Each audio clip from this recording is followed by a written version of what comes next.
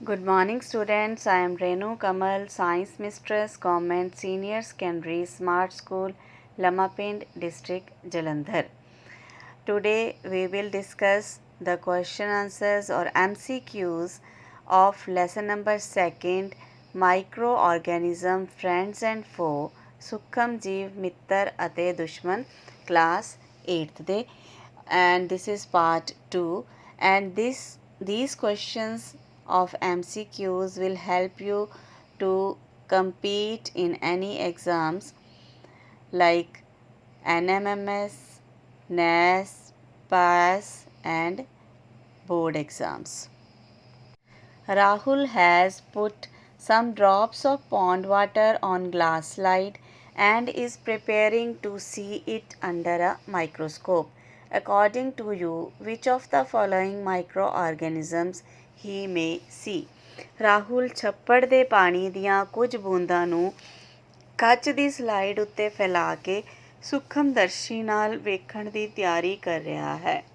ਤੁਹਾਡੀ ਜਾਣਕਾਰੀ ਅਨੁਸਾਰ ਉਸ ਨੂੰ ਕਿਹੜੇ-ਕਿਹੜੇ ਸੂਖਮ ਜੀਵ ਦਿਖਾਈ ਦੇ ਸਕਦੇ ਹਨ? Answer is all the above.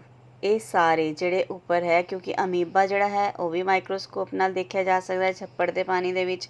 ਪੈਰਾਮੀਸ਼ੀਅਮ ਜਿਹੜਾ ਹੈ ਉਹ ਵੀ ਛੱਪੜ ਦੇ ਪਾਣੀ ਦੇ ਵਿੱਚ ਮਾਈਕਰੋਸਕੋਪ 'ਚੋਂ ਦੇਖ ਸਕਦੇ ਹਾਂ। ਸਪਾਇਰ ਵਗੈਰਾ ਵੀ, ਠੀਕ ਹੈ। ਅਤੇ ਇਹ ਸਾਰੇ ਮਾਈਕਰੋ ਆਰਗੈਨਿਜ਼ਮਸ ਹਨ ਜਿਨ੍ਹਾਂ ਨੂੰ ਆਪਾਂ ਮਾਈਕਰੋਸਕੋਪ ਦੀ ਮਦਦ ਨਾਲ ਯਾਨੀ ਸੂਖਮਦਰਸ਼ੀ ਦੀ ਮਦਦ ਨਾਲ ਦੇਖ ਸਕਦੇ ਹਾਂ। How can we preserve food for longer times in our houses? ਅਸੀਂ ਆਪਣੇ ਘਰਾਂ ਵਿੱਚ ਭੋਜਨ ਪਦਾਰਥਾਂ ਨੂੰ ਲੰਬੇ ਸਮੇਂ ਤੱਕ ਸੁਰੱਖਿਅਤ ਕਿਵੇਂ ਰੱਖ ਸਕਦੇ ਹਾਂ? Answer is by all these method, ਯਾਨੀ ਉੱਪਰ ਵਾਲੇ ਸਾਰੇ ਮੈਥਡ। ਕਿਵੇਂ? ਜਿੱਦਾਂ ਬਾਏ ਮੇਕਿੰਗ ਪਿੱਕਲ, ਕਿ ਜਿਹੜੇ ਘਰ 'ਚ ਸਾਡੇ ਅਚਾਰ ਪਿਆ ਹੈ, ਜਾਂ ਅੱਜ ਕੱਲ੍ਹ ਤਾਂ ਅਸੀਂ ਓਨੀਅਨ ਦਾ ਵੀ ਪਾ ਲੈਂਦੇ ਹਾਂ, ਹੈ ਨਾ, ਅਚਾਰ ਜਿਹਾ ਪਾ ਕੇ ਰੱਖ ਲੈਂਦੇ ਹਾਂ। ਮਿਰਚਾਂ ਦਾ ਅਚਾਰ ਪਾ ਕੇ ਉਹਨਾਂ ਨੂੰ ਸੇਵ ਕਰਕੇ ਰੱਖਿਆ ਜਾ ਸਕਦਾ ਹੈ। ਗਾਜਰ, ਗੋਭੀ, ਹਰੇਕ ਚੀਜ਼ ਦਾ ਪਿੱਕਲ ਬਣਾ ਕੇ, ਅਚਾਰ ਬਣਾ ਕੇ ਅਸੀਂ ਉਸ ਨੂੰ ਸੰਭਾਲ ਸਕਦੇ ਹਾਂ। ਇਸੇ ਤਰ੍ਹਾਂ ਮੁਰੱਬਾ, ਮਿੱਠਾ ਪਾ ਕੇ ਮੁਰੱਬਾ ਬਣਾ ਸਕਦੇ ਹਾਂ, ਜਿਹਦੇ ਨਾਲ ਲੰਬੇ ਸਮੇਂ ਤੱਕ ਸਾਡਾ ਫੂਡ ਮਟੀਰੀਅਲ ਖ਼ਰਾਬ ਨਹੀਂ ਹੁੰਦਾ।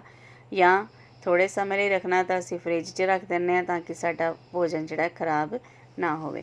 ਇਹਦਾ ਮਤਲਬ ਸਾਰੇ ਹੀ ਮੈਥਡ ਜਿਹੜੇ ਯੂਜ਼ਫੁਲ ਹੈ ਆਪਣੇ ਫੂਡ ਮਟੀਰੀਅਲ ਨੂੰ ਖ਼ਰਾਬ ਹੋਣ ਤੋਂ ਬਚਾਉਣ ਲਈ। Which of the following microorganisms reproduce only in the cells of host organisms? ਹੇਠ ਲਿਖਿਆਂ ਵਿੱਚੋਂ ਕਿਹੜਾ ਸੂਖਮ ਜੀਵ ਆਪਣੇ ਮੇਜ਼ਬਾਨ ਜੀਵ ਦੇ ਅੰਦਰ ਪਹੁੰਚ ਕੇ ਹੀ ਜਨਨ ਕਿਰਿਆ ਕਰਦਾ ਹੈ?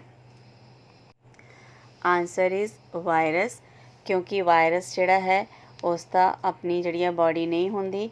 ਸਟੈਪਸ ਕੀ ਹੈ? ਪਹਿਲੇ ਅਟੈਚ ਕਰਦਾ ਹੈ, ਐਬਜ਼ੌਰਬ ਹੁੰਦਾ ਹੈ, ਫਿਰ ਪੈਨੀਟ੍ਰੇਟ ਕਰਦਾ ਹੈ ਯਾਨੀ ਅੰਦਰ ਚਲਾ ਜਾਂਦਾ ਹੈ, ਫਿਰ ਅਨਕੋਡਿੰਗ ਹੁੰਦੀ ਹੈ ਇਹਦੀ, ਔਰ ਫਿਰ ਅਰਲੀ ਵਾਇਰਲ ਮੈਸੇਂਜਰ RNA ਜਿਹੜਾ ਹੈ ਉਹ ਪਹਿਲੇ ਬਣਦਾ ਹੈ, ਔਰ ਫਿਰ ਜਿਹੜਾ ਹੈ ਵਾਇਰਲ ਪ੍ਰੋਟੀਨ ਜਿਹੜੀ ਹੈ ਬਣਨੀ ਸ਼ੁਰੂ ਹੋ ਜਾਂਦੀ ਹੈ, ਔਰ ਇਸ ਤਰ੍ਹਾਂ ਇਹ ਸਾਰੇ ਸਰੀਰ ਦੇ ਵਿੱਚ ਵਾਇਰਸ ਜਿਹੜਾ ਹੈ ਫੈਲ ਜਾਂਦਾ ਹੈ। ਅਤੇ ਕਿਉਂਕਿ ਵਾਇਰਸ ਜਿਹੜਾ ਹੈ ਉਹਦਾ ਆਪਣੀ ਬਾਡੀ ਜਿਹੜੀ ਉਹ ਨਹੀਂ ਹੁੰਦੀ, ਇਸ ਕਰਕੇ ਉਹ ਹੋਸਟ ਦੇ ਵਿੱਚ ਆ ਕੇ ਮਲਟੀਪਲਾਈ ਕਰਦਾ ਹੈ।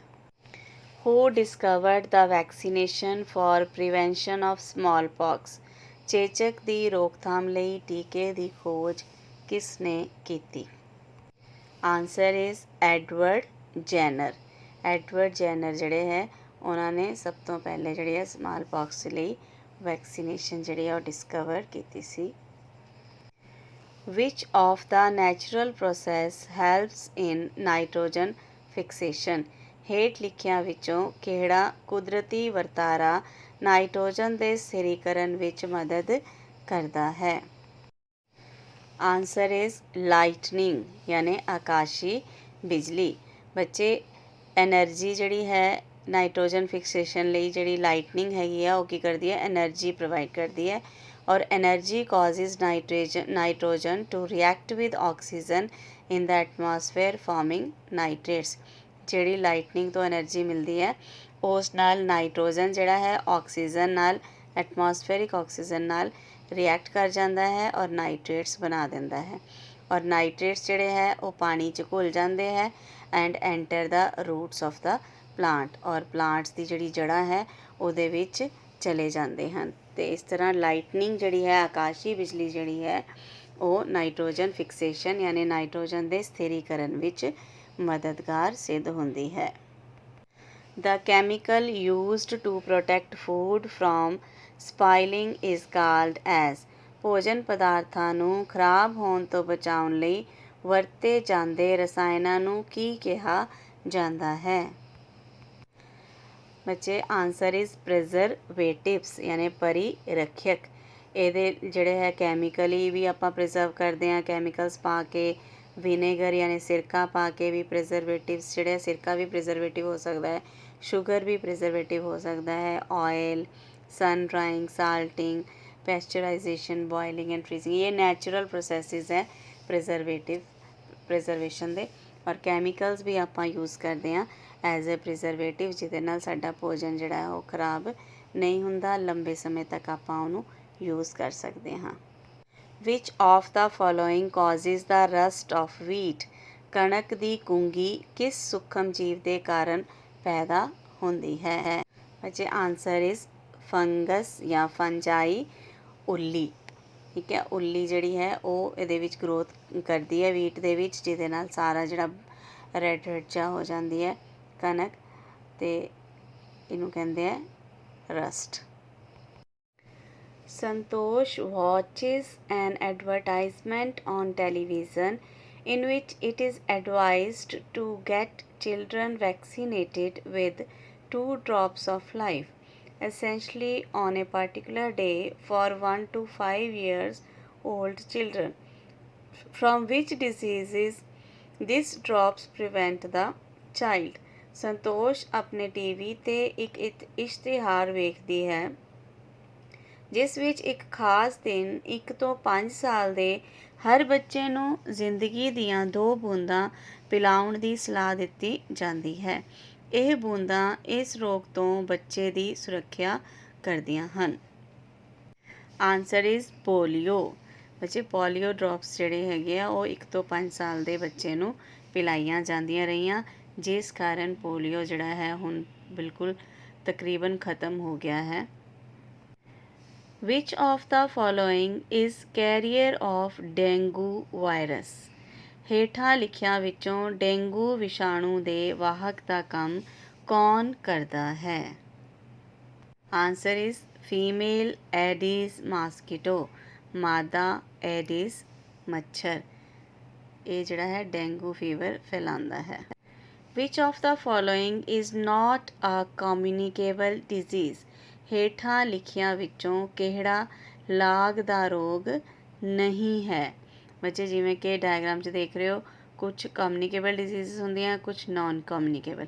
ਕਮਿਊਨੀਕੇਬਲ ਹੁੰਦੀਆਂ ਜਿਹੜੀਆਂ ਇੱਕ ਦੂਜੇ ਨੂੰ ਛੂਹਣ ਨਾਲ, ਇੱਕ ਦੂਜੇ ਦੇ ਚੀਜ਼ਾਂ ਇਸਤੇਮਾਲ ਕਰਨ ਨਾਲ, ਛਿੱਕ ਮਾਰਨ ਨਾਲ ਫੈਲਦੀਆਂ ਹਨ, ਜਦਕਿ ਨਾਨ ਕਮਿਊਨੀਕੇਬਲ ਡਿਜ਼ੀਜ਼ ਹੈ ਕਿਸੇ ਔਰਗਨ 'ਚ ਹੁੰਦੀਆਂ ਅਤੇ ਇਹ ਇੱਕ ਬੰਦੇ ਤੋਂ ਦੂਸਰੇ ਬੰਦੇ ਤੱਕ ਨਹੀਂ ਫੈਲਦੀਆਂ, ਯਾਨੀ ਡਿਜ਼ੀਜ਼ਡ ਪਰਸਨ ਤੋਂ ਹੈਲਦੀ ਪਰਸਨ ਤੱਕ ਨਹੀਂ ਜਾਂਦੀਆਂ। ਆਨਸਰ ਇਜ਼ ਮਲੇਰੀਆ, ਕਿਉਂਕਿ ਮਲੇਰੀਆ ਜਿਹੜਾ ਹੈ ਉਹ ਮੱਛਰ ਦੇ ਕੱਟਣ ਨਾਲ ਫੈਲਦਾ ਹੈ ਔਰ ਇਹ ਜਿਹੜਾ ਹੈ ਲੀਵਰ 'ਚ ਇਨਫੈਕਸ਼ਨ ਕਾਜ਼ ਕਰਦਾ ਆ। ਠੀਕ ਹੈ, ਕਿਉਂਕਿ ਬਲੱਡ 'ਚ ਜਾਏਗਾ, ਬਲੱਡ ਤੋਂ ਲੀਵਰ ਦੇ ਵਿੱਚ, ਫਿਰ ਉਹ ਅੱਗੇ ਇੱਕ ਮੱਛਰ ਅਗਲਾ ਕੱਟੇਗਾ, ਫਿਰ ਜਿਸ ਨੂੰ ਮੱਛਰ ਕੱਟੇਗਾ ਉਸ ਨੂੰ ਹੀ ਇਹ ਬਿਮਾਰੀ ਹੋਏਗੀ। ਮਲੇਰੀਆ ਜਿਹੜਾ ਹੈ ਉਹਨੂੰ ਹੀ ਹੋਏਗਾ, ਇੱਕ ਦੂਜੇ ਨੂੰ ਛੂਹਣ ਨਾਲ ਮਲੇਰੀਆ ਨਹੀਂ ਫੈਲਦਾ। So answer is malaria. Students, I think ਕਿ ਤੁਹਾਨੂੰ ਜਿੰਨੇ ਕੁਐਸਚਨ ਆਪਾਂ ਸਮਝਾਏ ਅੱਜ ਡਿਸਕਸ ਆਪਾਂ ਜਿੰਨੇ ਕੁਐਸਚਨ ਕੀਤੇ ਤੁਹਾਨੂੰ ਬਹੁਤ ਚੰਗੀ ਤਰ੍ਹਾਂ ਸਮਝ ਆ ਗਏ ਹੋਣਗੇ। All the best, take care, stay safe, stay healthy. All the best for your future examinations. Thank you.